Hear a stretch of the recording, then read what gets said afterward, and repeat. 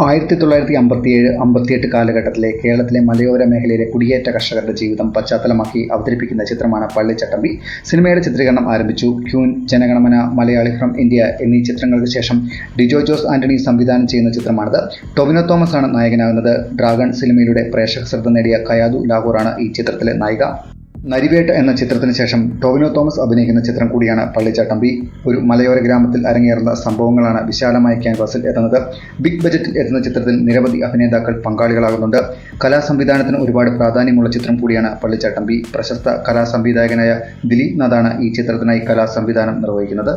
വിജയരാഘവൻ, തെലുങ്ക് നടൻ ശിവകുമാർ, സുധീർ കരമന, ജോണി ആന്റണി, ടി.ജി. രവി, ശ്രീജിത്ത് രവി, പ്രശാന്ത് അലക്സാണ്ടർ, ജയകൃഷ്ണൻ, വിനോദ് കോടമംഗലം, ചോസൂട്ടി തുടങ്ങി നിരവധി പുതുമുഖങ്ങളും ഈ ചിത്രത്തിൽ അഭിനയിക്കുന്നു. ദാദാ സാഹിബ്, ശിക്കാർ, ഒരുത്തി തുടങ്ങിയ നിരവധി ഹിറ്റ് ചിത്രങ്ങൾക്ക് തിരക്കഥ ഒരുക്കി ശ്രദ്ധേയനായ സുരേഷ് ബാബുവാണ് ഈ ചിത്രത്തിന്റെ തിരക്കഥ രചിച്ചിരിക്കുന്നത്. വേൾഡ് വൈൽഡ് ഫിലിംസ് ഇന്ത്യയുടെ ബാനറിൽ നൌഫൽ, ബ്രിജേഷ് എന്നിവർ ചേർന്നാണ് സിനിമയുടെ നിർമ്മാണം. തൻസീർ സലാമും CCC ബ്രദേഴ്സുമാണ് കോ പ്രൊഡ്യൂസേഴ്സ്.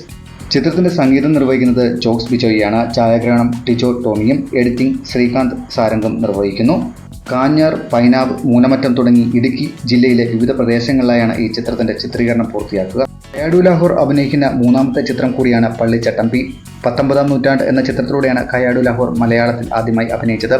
ഒരു ജാതി ജാതകമായിരുന്നു മലയാളത്തിൽ അഭിനയിച്ച കയാഡു ലാഹോറിന്റെ രണ്ടാമത്തെ ചിത്രം.